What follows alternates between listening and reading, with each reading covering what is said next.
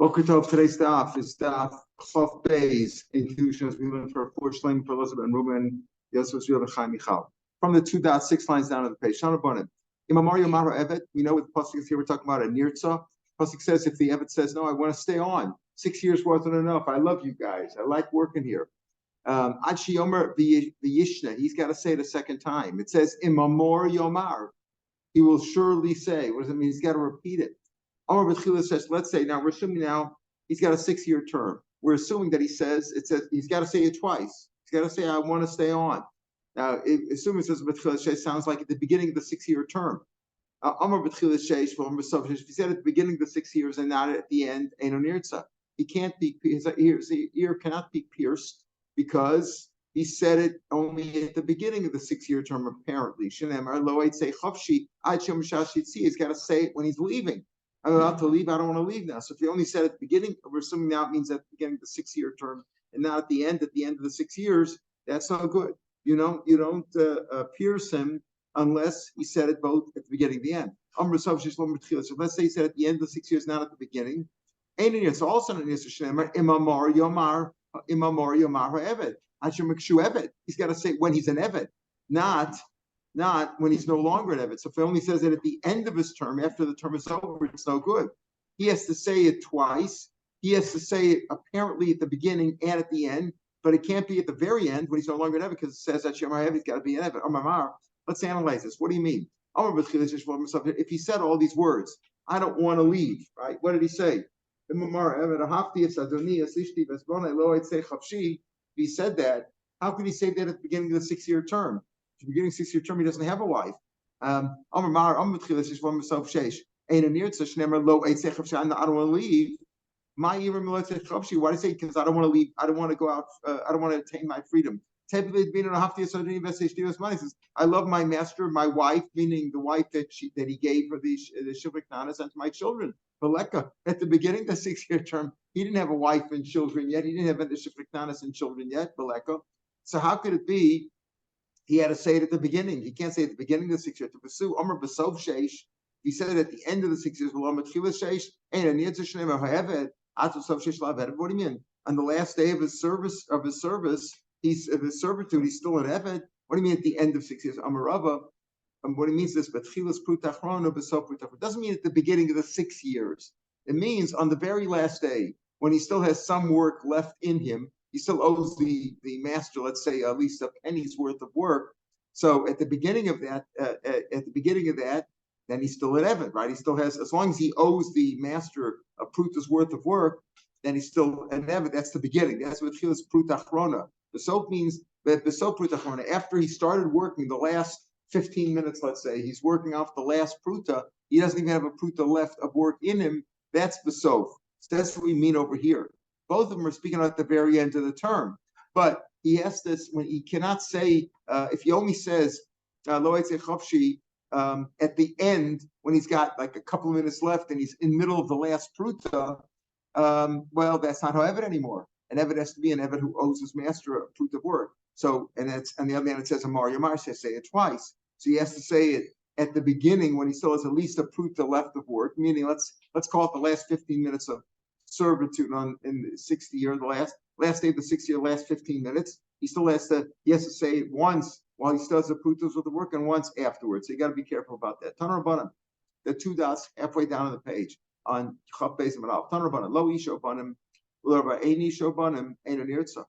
Let's say he has a wife and children, but the master doesn't have a wife and children. Master is a bachelor. He is also not Bishanemar, Kiahevcha Ves Peisecha. He says, what does he say there? He says, I don't want to leave. And right? He doesn't want to leave. Right? He says, I love my master, my wife, my children.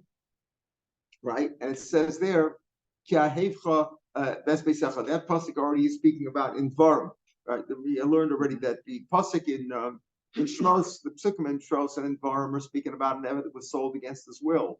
And Vayikra speaking about he sold it with his will, but there it says so it's got to have a wife. He's got to have your house. Your house means your wife, your family. So if the master has no family, it doesn't work. You have to fulfill all the words. So, let's say his wife has, his master has a wife and children below age. He doesn't have any children. He doesn't have a wife. You were speaking about his shipra kananis, obviously. I don't want to leave because I like them. So, and he doesn't have that. Let's say he loves his master, but his master doesn't care for him.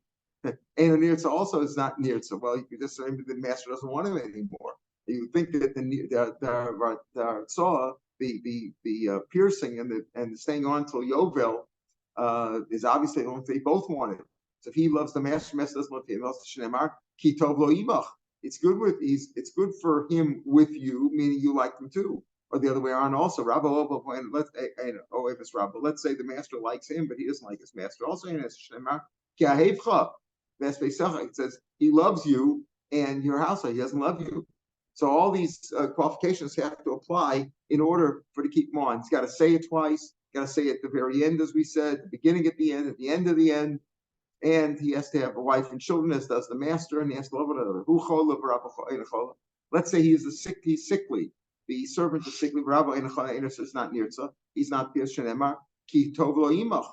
It's good for him with you, and it's not so good for him if he's become sick from all the work. Or the other way around, if the master is sick and he's not sick, also it's imach with you. It's good with you, meaning you're both happy together. You're happy with him, he's happy with you. You're both healthy. Boy, Rabbibi Barabaya. What happens to Shneim Cholim? What happens if they're both sick? My imach dinner with you, boyika. They're both the same. They're both sickly. Odilma kitovla imach beinan. It's got to be good for you. It's got to be good for him with you, meaning he has to be healthy. You should be healthy, but like you don't have to take that question stands.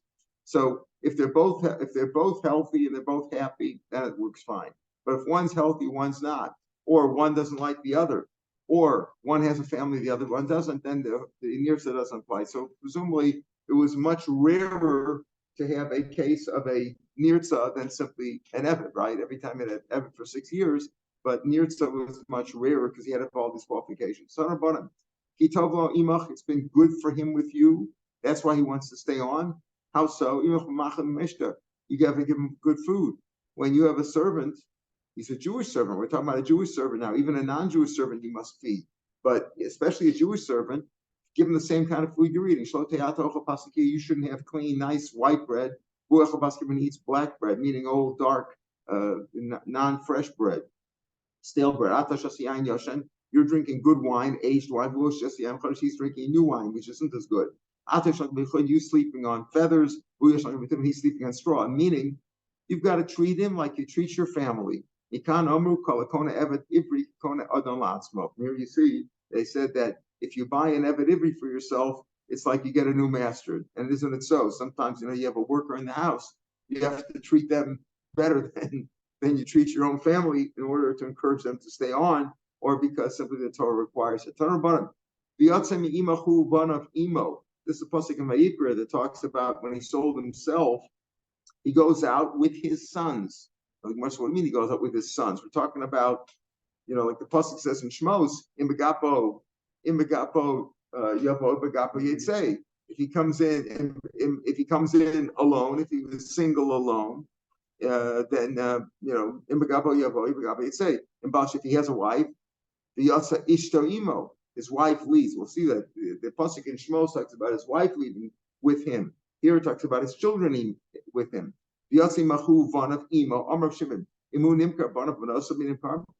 he is sold, what about his children are also sold? What does that mean? It says that when he leaves your service, he should go out with his children. What do you mean? His children are also serving you? Means this. Not that his kids have to work, but that you have to feed his family. You have to feed his children also, because they left your service. Meaning not that they have to work, but they have to. You have to support them. They left your service. They all left, not just the worker, the Evet himself. He also does a similar thing we say in the pasuk in Shmos. It says in Shmos, if he has a wife, when he comes into your service, his wife leaves with him. He sold as his wife also. You have to feed his wife also. So we have both drushes. You have to feed his wife and you have to feed his family, his children.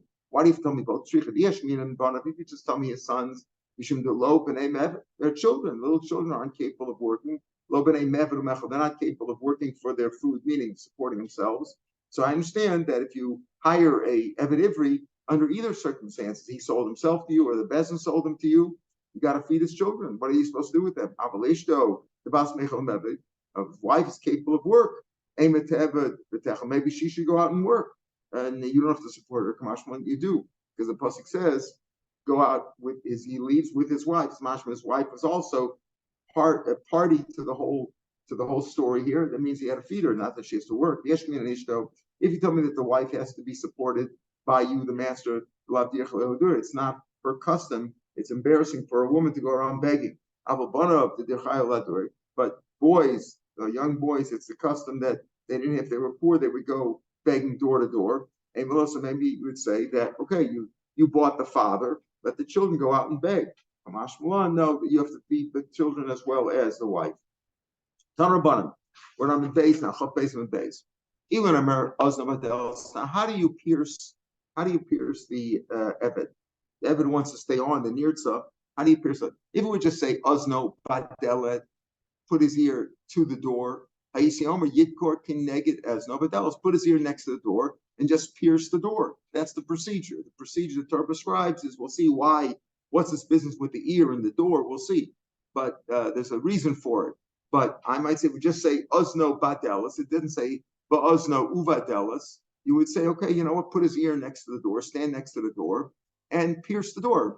Drill, bore a hole into the door. Yikor Keneged Ezno Badelos.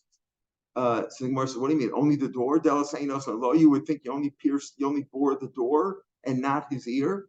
Delos ain't also low. So that's what I would say. Omer Yikor Keneged Ezno Badelos. Delos ain't also low. So more about Ozon low, not the ear. But Siver says, Bratza Adonov es Ozno B'Martzeir. You pierce his ear with an awl. So how could you have a Havman that say I would only bore the door? I would say this: you pierce his ear outside, not by the door, and then put the ear next to the door, and then near his ear or through that same hole, pierce the door there, meaning pierce his ear outside, and then come in and pierce the door with his ear next to it. It's got to be together in the ear and in the door. Okay, it said you pierce his ear through the ear until you come near the door, and then you pierce the door also. So you pierce his ear and then bore the door, I guess would be the right language. So Gemara says Delas, I would say whether it's attached, whether it's detached, whether it's not detached. Akura means it's detached from the doorpost. It's on the ground. So by the door, it says pierce his ear, right, with the door. So you pierce through the ear into the door. Well, does the door have to be standing, attached, or could it even be lying on the ground? Tamalom or mezuzah, it says mezuzah, right? It says over there, or the doorpost. Vadels mezuzah. Mezuzah moment. Doorpost by definition means it's standing. That's otherwise not a doorpost, just a log or whatever. Aftelis nami moment. The door also has to be standing. He darshened it. He expounded this pasuk.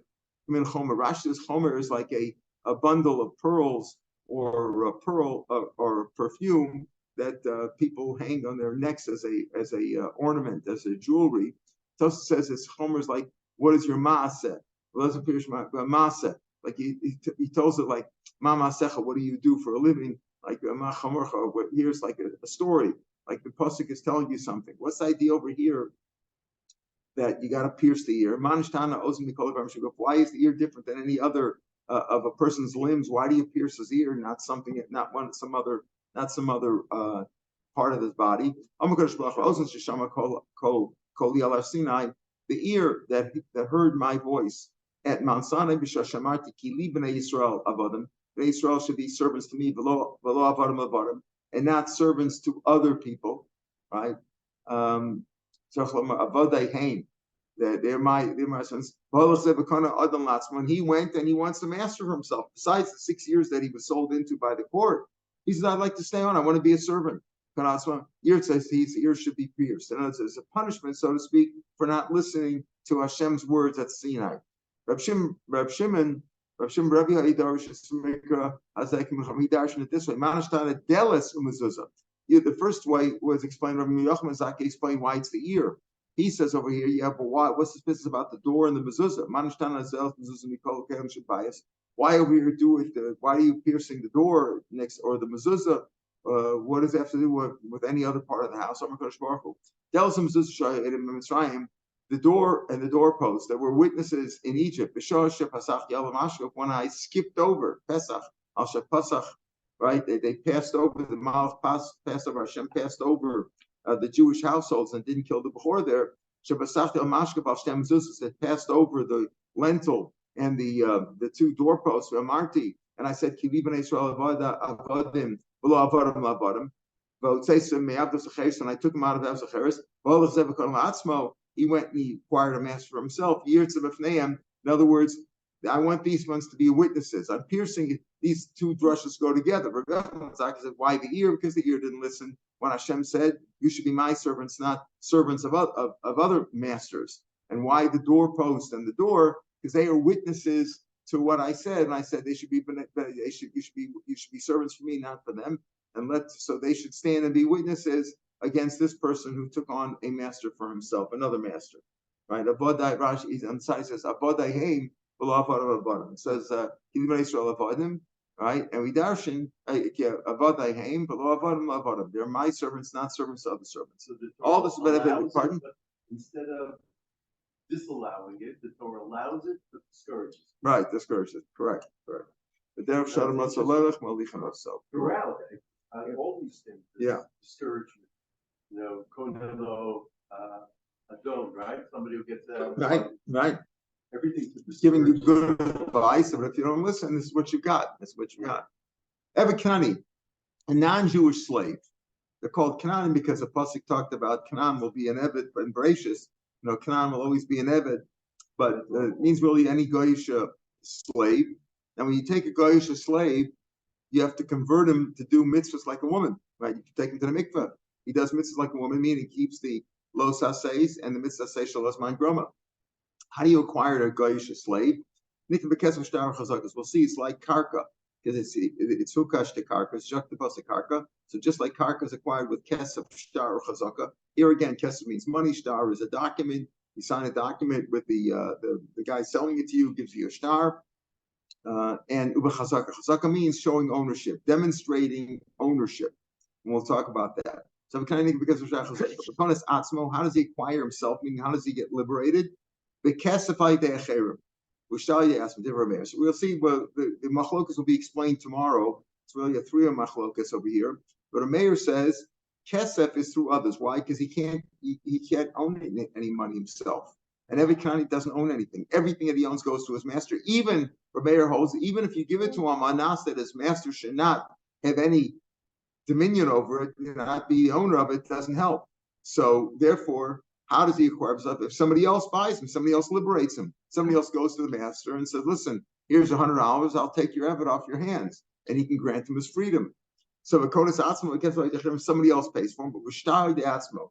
Shtar, not if somebody gives him a shtar, what do you mean? If the other one gives him a shtar shikhr, like a get shikhr, we talked about in Gittin, a get for divorcing a woman, a wife, and getting rid of an Eved Kanani.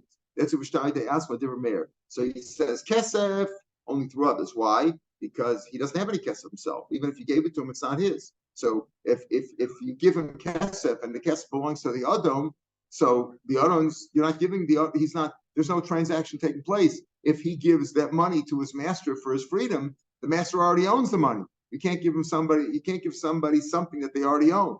So it's got to be somebody else who's giving the money. Okay.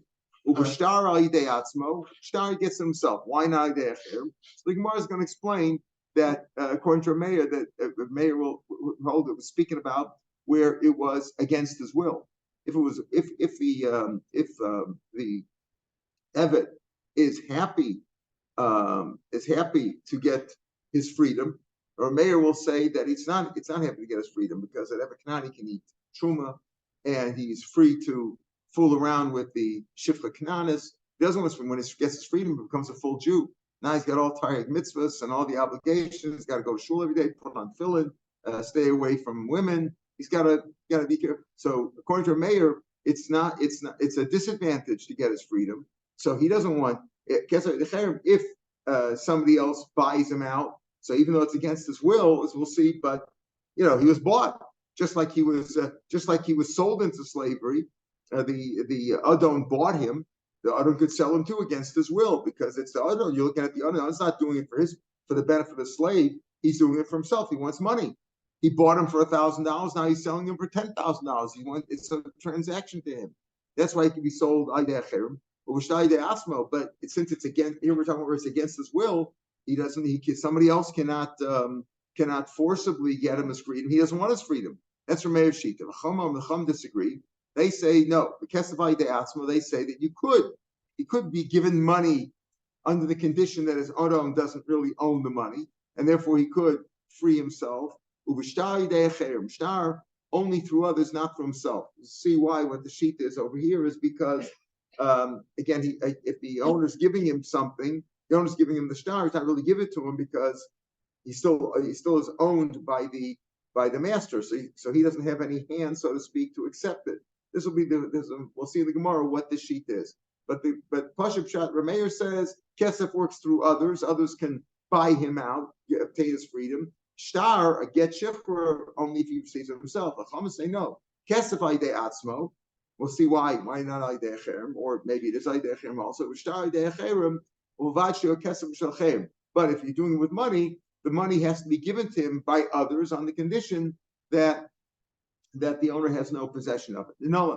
How do we know this business that a Eved Kanani is acquired with Kesef Shtar Chazaka? It says V'snachalta Masam tells you that you should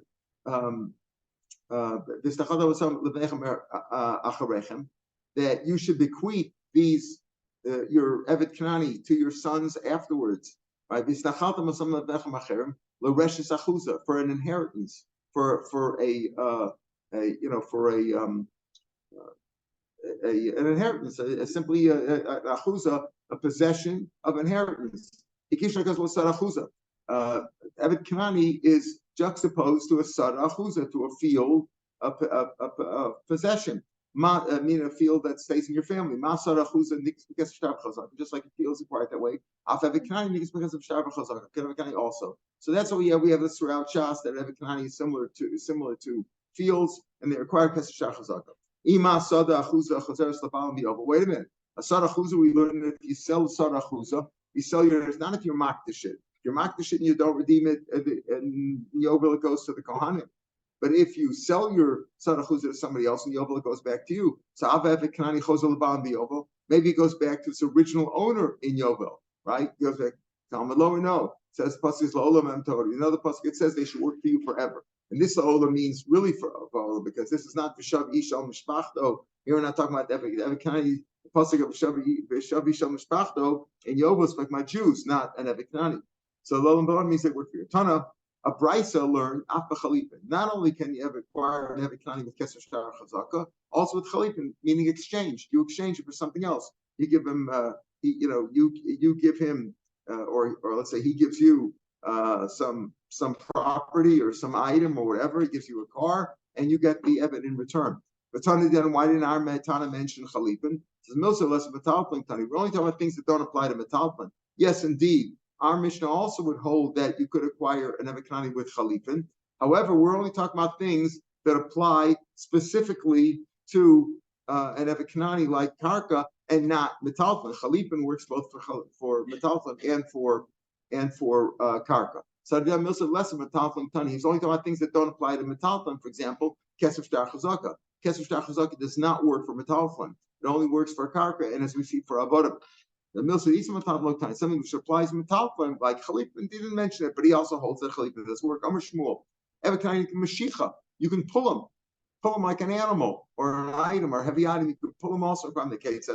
Takvo, if you pulled him, Uba Etzlan came to you. Kano, Karo Ba Etzlan Lokano. Wait a minute though. You just told him, he says, Clyde, come over here. The servant you're buying, and you paid let's say you paid the owner, or the owner gave it to you as a gift. You go ahead, however you acquired them, however, whatever financial transaction, but how do you actually make a kinyan? Is it Kesef Shtar Chazaka? So one way is Mashiach, you pull him. What happens if you call him and he comes? Then it doesn't work. Why not? We'll see.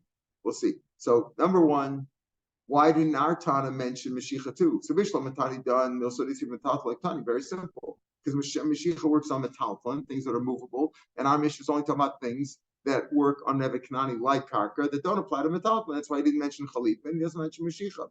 Tani, the lesson of metalflin, Tani. Our Tana only mentions things that don't apply to metalflin. These metalflin like Tani, the lesson of metalflin, Tani. Elatana bra, but the other Tana, the other Brisa, who said Chalipin also works. So he's not makbid about things that only work for Karka or Vikani, don't work for metalflin. Chalipin works for metalflin, works here too. Why doesn't he mention this? Why doesn't he mention Mashiach? So he keeps telling Milsa the Isa Bay Mekarka metalflin. So he talks about things that apply both to Karka and metalflin, including Chalipin, not Kesef Shtar Chazaka, but he mentions things that either apply only to Vikani or things that apply to metalflin also. Milsa the Isa Bay Mekarka apply both to Karka and metalflin. Mashiach and metalflin Isa Mekarka Lessa Lokani. Mashiach doesn't apply to Karka. Can't have Mashiach on Karka, even though an Evakanani is hukash to Karka, but it's not Karka.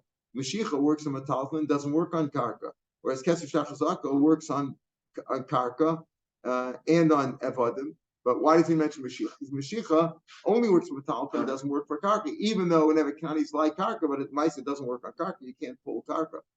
Ketzat. Now we said, how does it work when you make Mashiach on an Evakanani? Tukfo, you pull him with Bladslow. Then it works. Karl Bladslow lo kana. But if you call him when he comes to you, it doesn't work. Why?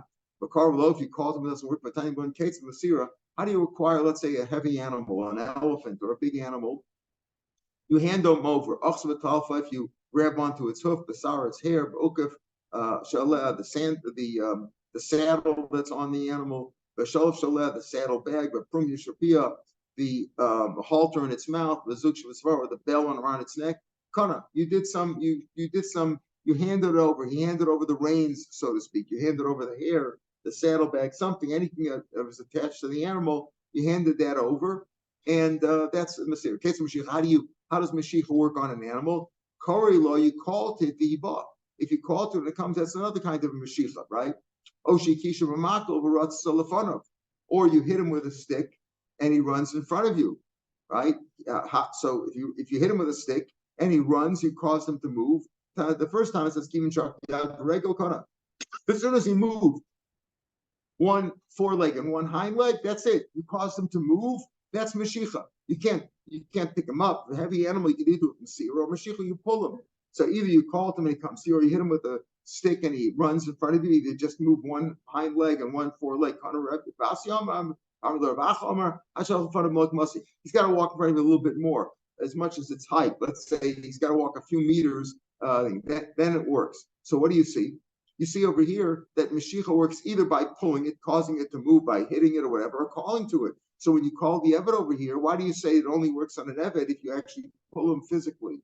If you call him and he comes, why doesn't it work? Amri Behema died to tomorrow also. The Behema follows whatever the master said. You called him and he comes to you, he's following your instructions, just as if you hit him. Eved adait the nafshekos, but the Eved walks by himself. You might say, listen, take 2 steps closer to me, but he's coming because of himself, not because of you. So that then you didn't demonstrate ownership. All these kinds of kinyanim is a demonstration of ownership. As we've said many times, the ownership works, the ownership is transferred because the owner wants to give it to you. But you have to make a symbolic gesture, and that's what these different kinds of kinyanim do. Mashiach, Masira, Hagbah, the rabbis were metakan these kind of kinyanim to demonstrate ownership. This doesn't demonstrate ownership because when you tell him, come to me, and he comes to you, he may not be listening. He might just say, I wanted to take a walk over here. I wanted to move not because of you. If you pull him, that's different. Right? These are the 2 ways to be kind with Mashiach. Right? The Shlomo says on Mashcheni Acharecha Narutza, right? Mashcheni Acharecha Narutza, we say, where do we say that? In Shiur, Mashcheni Acharecha Narutza, that, pull me, Mashcheni Acharecha Narutza. Why? Because there's 2 ways for Mashiach to work. Either hit him with a stick or call to him. So, Mashcheni, what Mashiach do I want? I say to God, Mashcheni, how? Acharecha Narutza, I want to run to you, meaning call to me. I want to come to you. Don't pull me hard. Don't hurt us. Just open your arms to us, and we'll come. That's how we want Hashem. We want to follow Hashem willingly by Him calling to us, and we respond, not by Him pulling us and and through tsaros we'll return to Hashem. Amar Rav Ashi. So the question over here is, what do we say? We said that. So we said that. So that's the answer. The answer is that a behema follows your instructions. So whether you hit him or whether you called him and he came, here Fido, come here. He's listening to you. So that shows ownership. Or an Eved, if you pull him, then he's coming to you. But if you just called him, he might just say, I would like to walk over here. It's not him walking to you or walking in front of you does not demonstrate ownership. Amar Rav Ashi, Eved cotton kebehema dummy. A young Eved, a young slave, is like a behemoth because when he comes, he's coming to you. You told him to come. He's following your instructions, not doing on his own. Kate said bechazaka. How does the word be said? Kesef shtar chazaka. That's how you acquire a nebekanani. Okay, kesef, I understand. You bought him from somebody, from himself, from his family, from his previous owner. You bought him from a guy, whatever. That's how chazaka works. That's how kesef works. Shtar. The guy gave him a bill of sale. I'm selling you the Eved. Chazaka. How does chazaka work? Chazaka means demonstrating ownership, right? So in a field, I understand you lock a fence, you lock the door. How does chazaka work on an Eved Knani? You have him do some jobs for you. He unties your shoe. He carries your clothes into the bathhouse. If shito, he undresses you. Hichitzo, he washes you. Sacho, he anoints you. Gardo, he scrapes you. You have some dirt. Hilbisho, he dresses you. Hinilo, he puts your shoes on. Higbeo, or he lifts you up. All these are, these are all ways he's like a caregiver, right? He's doing all these things that shows that he's your servant, right? He lifts you up. Chazaka shouldn't be greater than Akba. Akba always works. Akba works in the Shesmoch and the Sheslokech, so it shouldn't be greater than that. Chazaka shouldn't be worth greater than Akba. What do you mean? My comment. What do you mean by that? He said any of these things demonstrates he dresses you, undresses you, washes you, whatever, and then or he lifts you up.